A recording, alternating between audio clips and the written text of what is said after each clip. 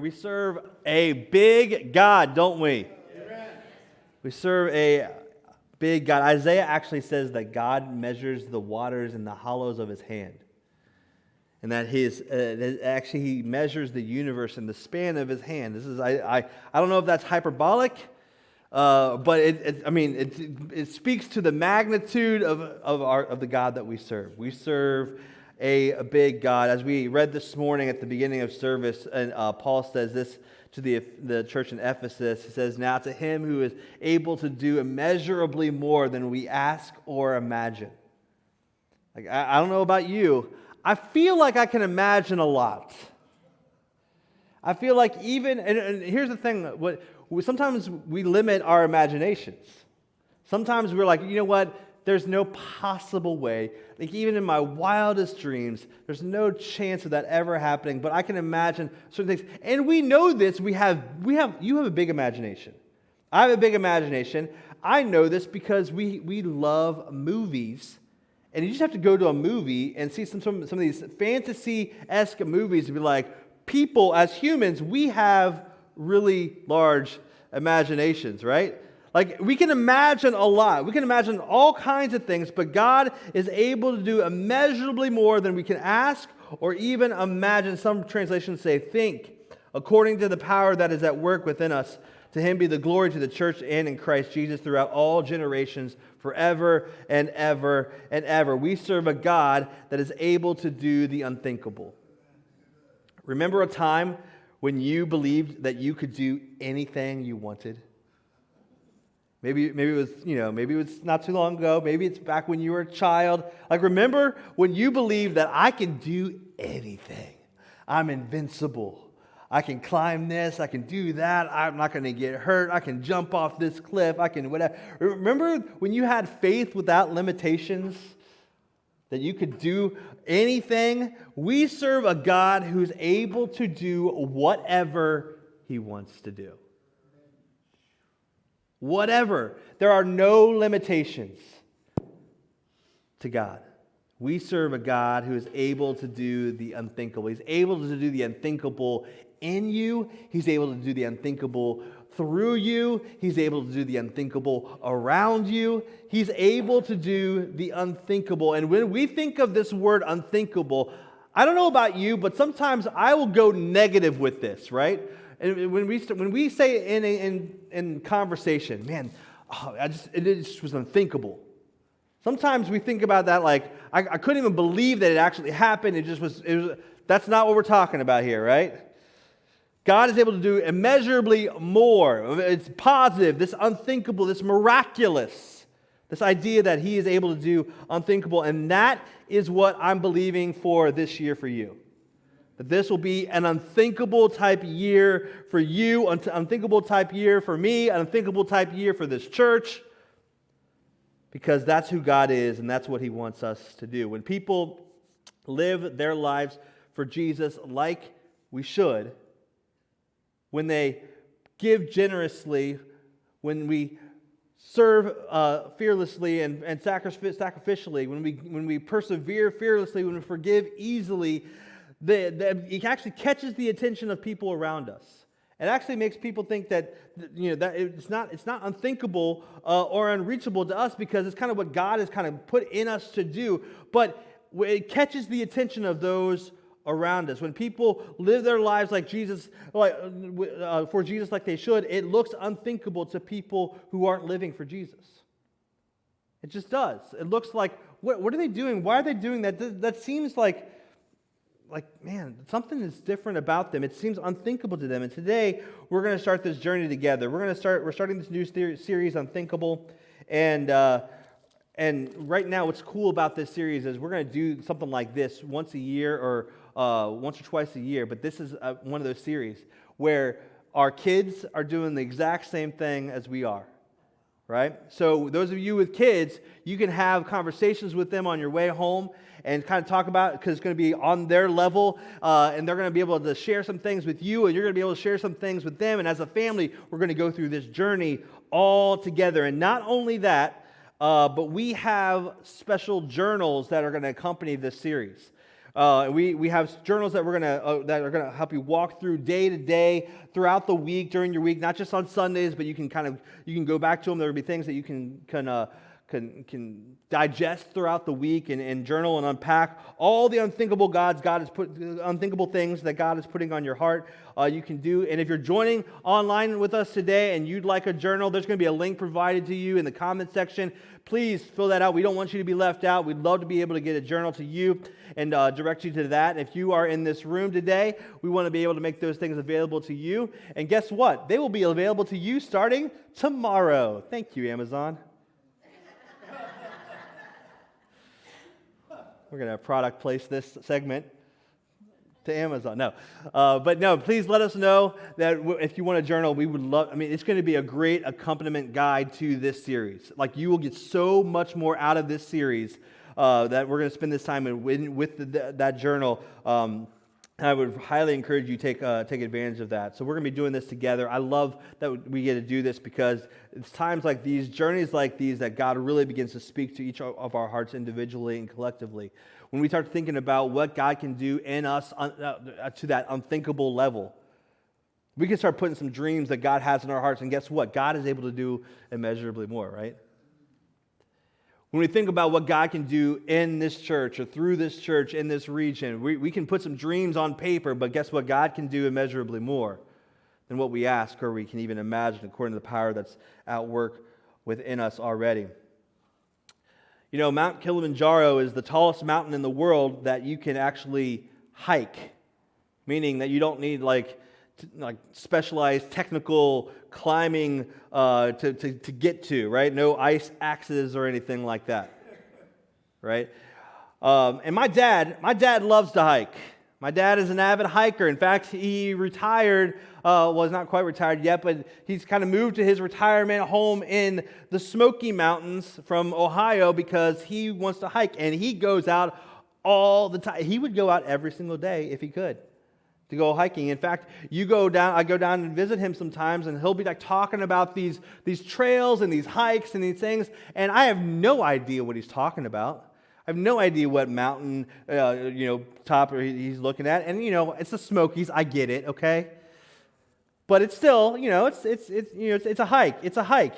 But he would love that. He loves that thing, and I don't know how he does it. I don't know how he does it. It's the same way that I marvel at cross-country runners. I don't know how they do it. I don't know how they just run and run and run and nothing. Just run.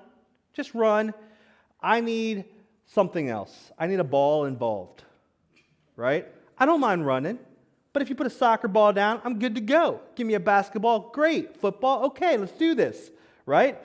But running just to run, that's just not me. And I feel like that's I just marvel at how and it doesn't really mean anything. I just need that extra layer of something. Not that hiking or running isn't adventurous or active. It is, and they are, right? And my dad and those crazy runners are adventurous and active. And I don't know if there's something wrong with me or something, but I need some rocks to climb. I need an extra challenge. Now, I say this, but when I would do this, I was younger, right? Maybe now if I went hiking, I'd be like, you know what, I'm good. Just give me a path and a trail, and I'm good.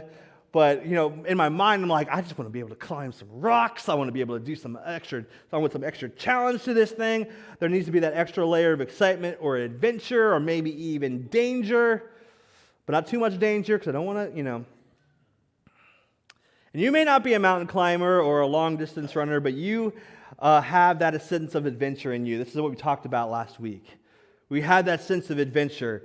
You were created to do the unthinkable. And when it comes to our faith, when it comes to our spiritual walk with Christ, we are meant to walk in the unthinkable that God has for us.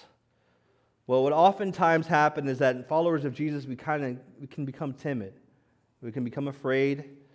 We can become maybe even lackluster in our passion for the good news. We sometimes can be playing not to lose versus playing to win. Have you ever followed a sports team that plays not to lose versus playing to win? What happens a lot of times when people or teams play not to lose is that they end up losing.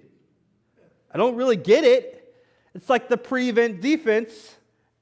It doesn't prevent anything. People can score at will on a prevent defense, and so people are trying to sometimes play not to lose. Now, we got to be smart, but as Christians, people in walking on our spiritual faith, we should be playing to win. We should be living boldly because we have everything to gain and nothing to lose. We are serving a God who is able to do immeasurably more than we can ask or imagine or think. We are playing with house money, in other words. So why not live boldly? So what others call unthinkable is not only attainable, it's actually available. You were created on purpose for a purpose. You were designed to live a life that is unthinkable. Now, for the next few weeks, we're going to be looking at a story that is a very popular story that if you grew up in church, you no doubt knew this story really well, because not only did you talk about this in Sunday school or in church, but you had songs about this story in church. All right, so we're going to look at this story. And if you didn't grow up in church, hey, that's okay. We're going to catch you up on this story. It's very well known, and maybe you've heard of it. But it's found in Luke chapter 19, and we're going to read it together today, starting in verse 1. It says this in Luke chapter 19: Jesus entered Jericho and made his way through the town. There was a man there named Zacchaeus, and he was the chief tax collector in the region, and he had become very rich. Now let me pause there for a second. Right, so Jesus enters this town, Jericho. Now, if you knew anything about the backstory of this, is that Jesus is entering this town that the walls fell down centuries before that, right? Like, it was now an Israelite town. It was now a town that was populated by the Israelites. He enters this town. There's a man named Zacchaeus there. He's a chief tax collector. Just, infer what you will about that, right? It's like, your top IRS agent coming to town. Everybody knew who he was. He became very rich. And so what happened was, in verse 3, he tried to get a look at Jesus, because he was too short to see over the crowd. Pastor Tom, you know how that is, right? Yeah. Okay. I live it. Yep. So he ran ahead and climbed a sycamore fig tree beside the road, for Jesus was going to pass that way. So we have this person who's this chief tax collector who's going, like, you know what?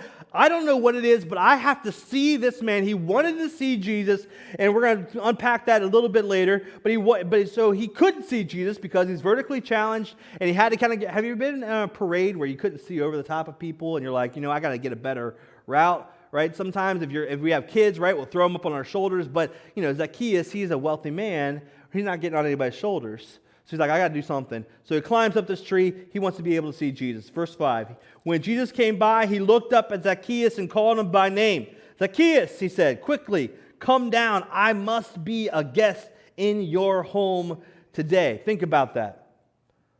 Like, I don't know. We don't have any information about if Zacchaeus and Jesus had met before. Chances are they probably didn't. Can you imagine? Like, you are wanting so badly to see somebody, like you are starstruck by this person. Like, you cannot wait. You're going to do anything to get that ticket or get that spot where you can see that person, or you can have a glimpse of that person. And what happens is not only do you see that person, but that person actually sees you, looks up, and says your name. I can just imagine Zacchaeus being blown away by this moment. And not only does he say his name, but he says, hey, I want to hang out with you. Hey, come! I gotta spend time with you. I gotta come to your house. You're like, no. I haven't cleaned up yet. My house is a mess. Like, this is good. Can we exchange phone numbers? Let's meet up later. I would love to, but no. He's like, I have to be a guest in your home today. So Zacchaeus says, quick in verse 6, quickly climbed down the tree and took Jesus to his house with great excitement and joy. He was excited. Zacchaeus' wife, who knows? We don't know. Was he married? I don't know. But the people were displeased. He was excited. The people were displeased. He has gone to be the guest of a notorious sinner, they grumbled. Meanwhile, Zacchaeus stood before the Lord and said, I will give half my wealth to the poor, and if I've cheated people on their taxes, I will give them back 4 times as much." And Jesus responded, "Salvation has come to this home today, for this man has shown himself to be a true son of Abraham. For the Son of Man came to seek and to save those who are lost." Today, I want to share 3 thoughts I believe will stretch your faith and challenge you to be the person God's created you to be on purpose, for purpose, as we start to just set the tone for this series called Unthinkable. And we're not going to be pulling any punches. We're going to start right out of the gate with this. To do the unthinkable, you got to be willing to risk your reputation.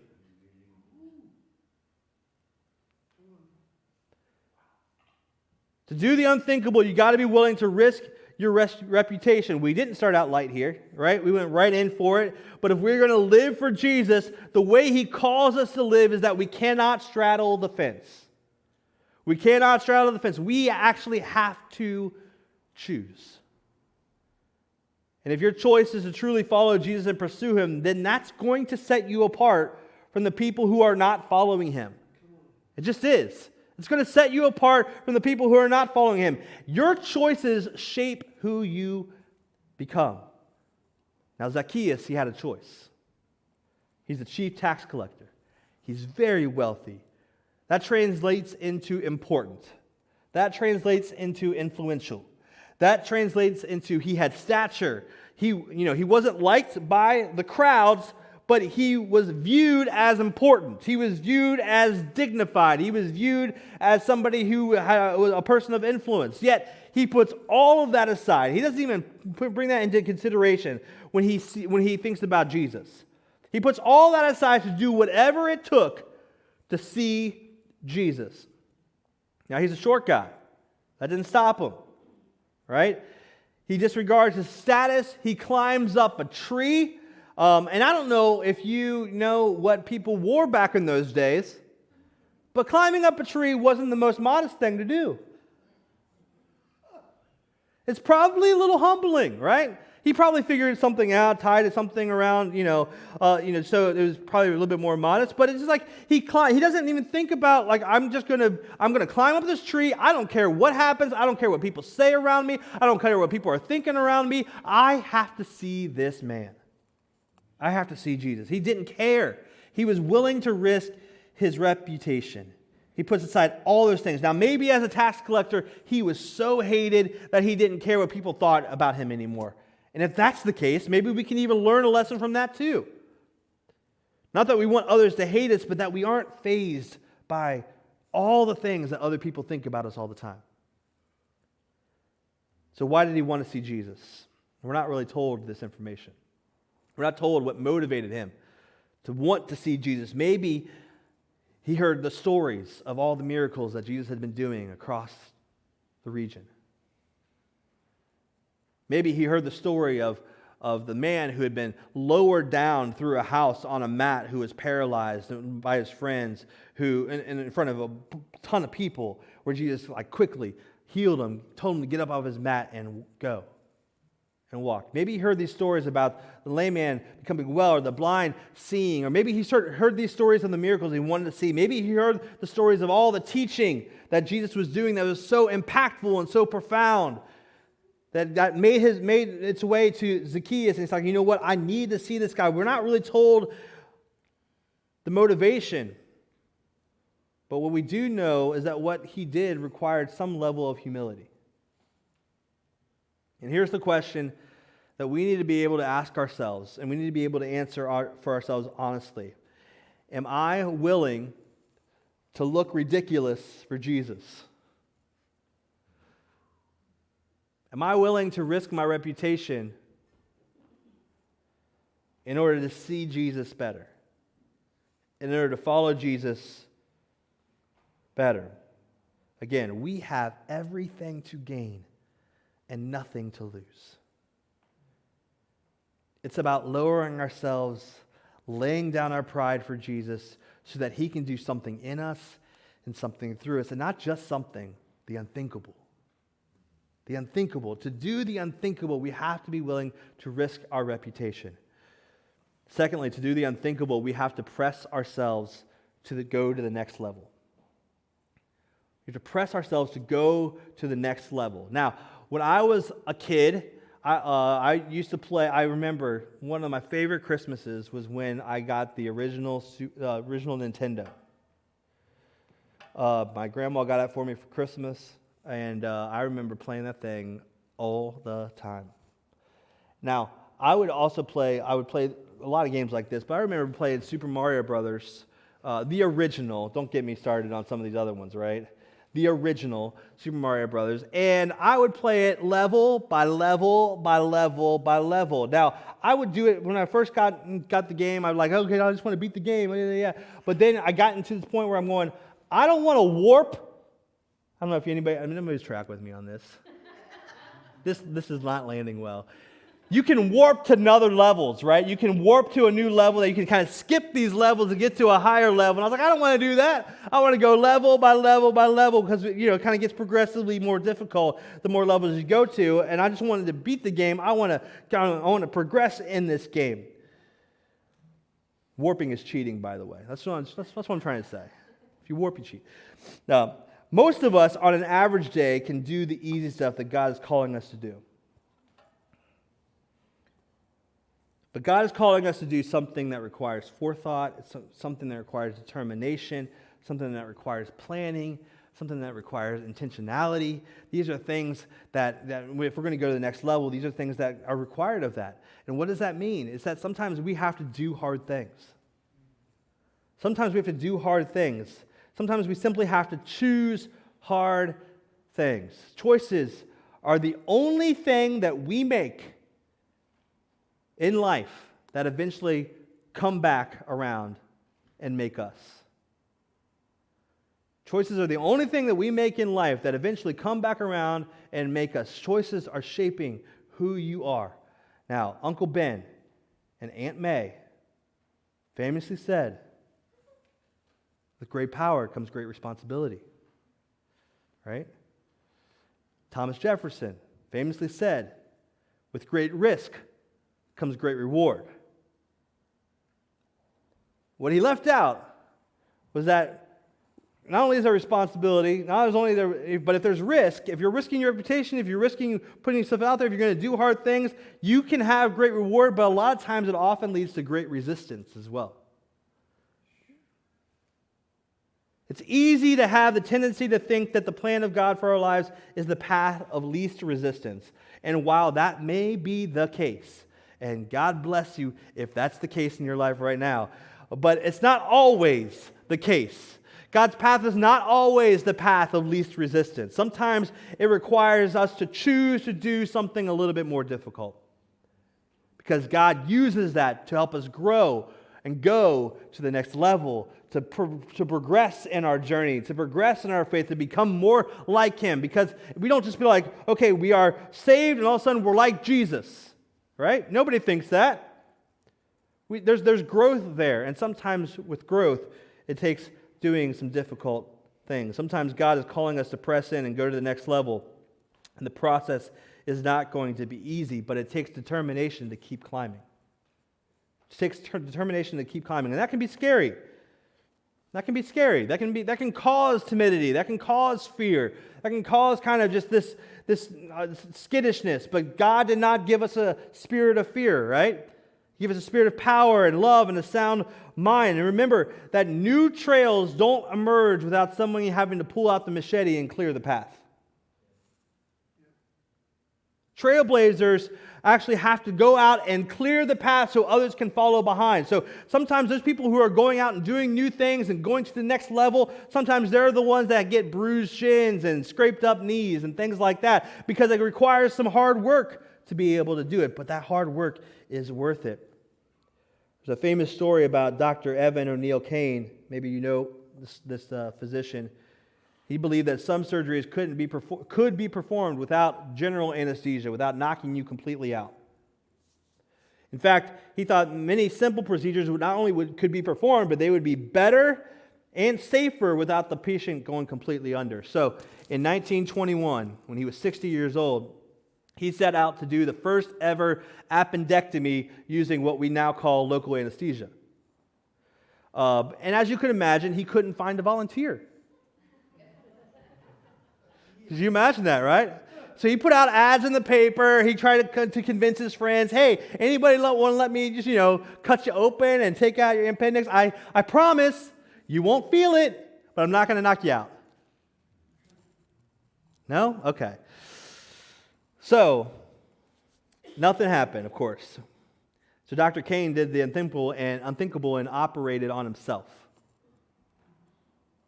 He's like, I believe this can be done. So he sedated his own body with what is local anesthesia, what we come to know, and made the incision and removed his own appendix. And that moment propelled medicine and propelled surgical procedures to the next level. But it wouldn't have been done unless somebody was willing to be operated on. Nobody was. So he said, I'm going to take one for the team here. I'm not advocating you to go home and perform some surgery. I'm just saying sometimes sometimes it requires us to do hard things, going to the next level. Sometimes it requires us to do something that is seemingly unthinkable because God is taking us to a place that we couldn't have thought of or imagined before. God oftentimes calls us to do things we never imagined for our lives or even envisioned ourselves attempting. So if you want to be a person who lives out the unthinkable for Jesus, you're going to have to do probably some difficult things in your life. And one of the reasons that mature people stop growing and stop learning is that they become less and less willing to take risks. And going to the next level involves risk. We talked about a God who's able to do immeasurably more than we can ask or think, according to the power that's at work within us. The thing that I know that squashes all of that are the limitations that we put on God. When we become less and less willing to kind of go to that level and do hard things and be able to let God do the unthinkable in us, through us, around us, it becomes kind of mundane life, ritualistic religion, and not what the unthinkable thing that God has for who you are and what He wants to do in your life. So to do the unthinkable, you need to willing to risk your reputation. You need to be willing to press yourself to go to the next level, and you also need to go where He leads you. Back to our main man, Zach here. Jesus approaches the tree where Zacchaeus was. He looks up and sees a grown man in a robe in a tree. Zacchaeus climbs up this tree, and it's like bonus, man. Like, this thing is great. Jesus sees him too. And then Jesus gives Zacchaeus some very clear instructions. In verse 5, he says that he notices him, he speaks to him, he extends to him an invitation to go meet up and talk and spend some time with him. Think about the other people in the crowd. All right, they're grumbling. We see that in the next verse. We see that they're grumbling, that they don't feel like that Jesus should go to Zacchaeus' house and spend time with Zacchaeus. There's definitely a little bit of jealousy there, right? Probably a little hurt that they weren't the ones singled out. They wish that they would have been picked for the dinner date with Jesus. Wish they were invited, but Jesus speaks to Zacchaeus.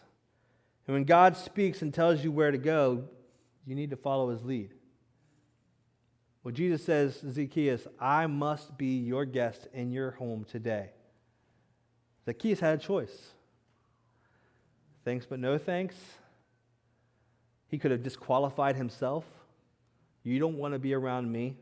See, all these people agree. He said, you know what? I mean, it's just good enough to be able just to see you here. Thank you, but no. Or he could say, you know what? Let's go. Let's do this. I want every moment I can with this man. He had a choice.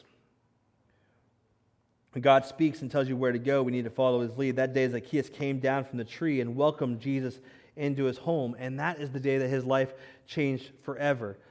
The very next verse, right? He says, he goes down, he excitedly jumps down the tree, brings Jesus to his house. The next verse says the other people were upset about it. And then the very next verse, we don't even know what happened in between here. It says Meanwhile, as these people are grumbling, probably outside the house, right? Because a lot of times we see in the stories of Jesus that there's this great crowd of people around somebody's house, right? I can just imagine being that person's house, right? Like if it was today, it'd be helicopters surrounding your house and everything that kind of stuff, right? The media all around your house. Like back then, it was just throngs of people surrounding somebody's house, right? They're outside grumbling, why is this guy with this man? Why is Jesus with this man? Why is he spending time with this notorious sinner? Meanwhile, it says in verse 8, which means to me, while all this is happening, while this is taking place, while this is going on, Zacchaeus stands before the Lord and says, I'm going to give half my wealth to the poor.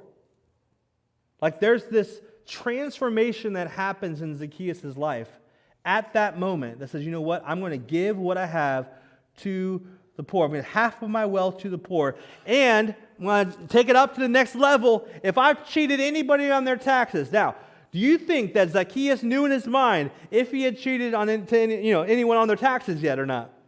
Like he knew. He knew the answer to that question. But he said, if I've cheated anyone on their taxes, I will pay them 4 times as much.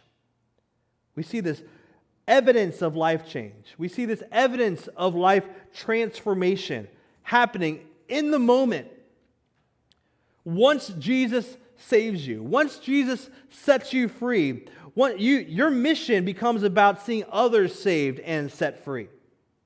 That's your mission. In fact, Jesus even follows up this whole incident, this whole event with the Son of Man came to seek and save those who were lost. Zacchaeus climbed up a tree to see Jesus, and what ended up happening is that Jesus saw him. And today, maybe you came to say, you know what, I just need to connect with God. I need a glimpse of Jesus. And I want to be able to let you know that when you come searching, you will find. When you come wanting to get a glimpse of Jesus, not only will you be able to see Jesus, but Jesus sees you. He notices you. Jesus saw him, he spoke to him, he spent time with him, and that act of risking his reputation led to the unthinkable freedom, unthinkable generosity, the unthinkable life that Zacchaeus had in store for him. I wish I knew what Zacchaeus went on to do with his life. We don't know. It's not in here.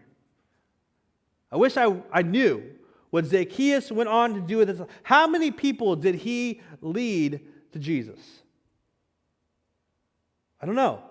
I'm just trying to imagine. How many people, what were those conversations like? Man, this is what I did with my life. This is where I was. I had cheated people. I was hated. I was whatever. And Jesus came. He spent the afternoon with me, and my life changed forever. What were those conversations like?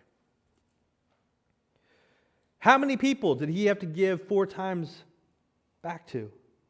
I don't know. We don't know. It'd be awesome to find out. Maybe someday in heaven we will. But what I do know is that God makes all of us on purpose for a purpose.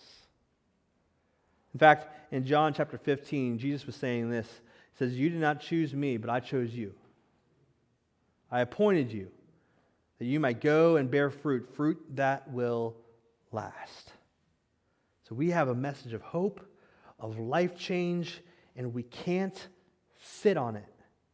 We have to go where he sends us and allow him to use us. So, be willing to risk your reputation for Jesus. Don't be so concerned about your image or how you look, but honor God completely with your life. And whatever he calls you to do it. Let him push you to do hard things and grow to the next level.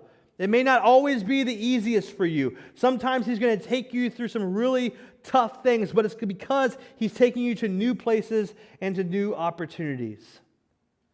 People who live lives that are unthinkable choose the right thing even when it's the hard thing. So, go to the next level. Go where he sends you. Let him use you to make an impact on the lives of the people around you. And as you do, not only will God bless your life, but he will use your life to impact those all around you. Every day, I'm thankful that Jesus didn't take the easy way out. I'm thankful that he still chose the cross. He had a chance, right? He's in the garden. He says, God, if you're willing, I take this cup from me. I don't want to go through this. I don't want to do this. Like he was fighting that internal struggle. He was being tempted. He had been tempted earlier, right? Hey, but from the enemy saying, hey, you can just do all this. Like, have your angels protect you and do this. Like, you can do this. You're Jesus. You're the Son of God. He didn't choose it. I'm so glad. I'm so thankful that Jesus still chose the cross. Still thankful that when he had the chance to back out, he still gave his life for my sin. So because Jesus did what was hard and harder than anything you and I will ever have to do, we can follow his lead. We can choose to forgive. We can choose to give. We can choose to serve. We can choose to persevere and to not give up. We can choose to love, and we can choose to live and do the unthinkable that God can do in us, around us, and through us.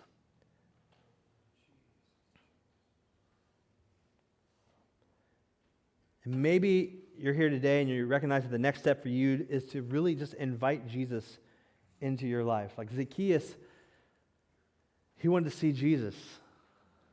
They got to spend some time together. Maybe the next step is for you to invite Jesus into your life, and that's you. I want to lead you in a prayer this morning. But like all of us, let's just pray and go to prayer this morning. God, thank you so much for this reminder, this event that happened thousands of years ago, where a man who was just intrigued by you was willing to do whatever it took just to see you. Not only did he see you, you saw him. And you called him by name. And you invited him to spend time with you, to follow you. And that same thing happens today. You know us by name. You know our names. And you invite us to come and have a relationship with you and to follow you.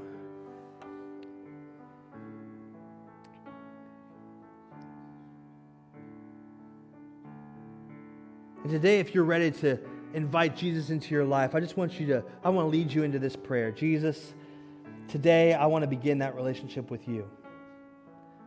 Thank you for taking my sin upon yourself and for dying on the cross for me. I want to spend eternity with you. God, I confess you to be my Lord and my Savior, and I invite you into my life. And I would ask that you would lead me and guide me and help me to live the rest of my life with purpose for you. Amen. God, I pray for those of us who've already chosen to follow you, that maybe today we just need to be reminded that you can do immeasurably more than we can ask or imagine. You can do the unthinkable in us, through us, around us. That maybe we need to be willing to risk our reputation for following you a little bit more. Or to press ourselves. Maybe we've gotten into a safe, comfortable zone, and we need to press ourselves to go to the next level. Maybe it's that we need to choose to do that thing that you're calling us to do that we're not really sure that we want to do because we see that thing may be a little difficult. But that, God, we just need to say yes to going wherever it is that you lead us, even if it is difficult. God, I pray that we will resoundingly say yes to you today, to following you wherever you lead us.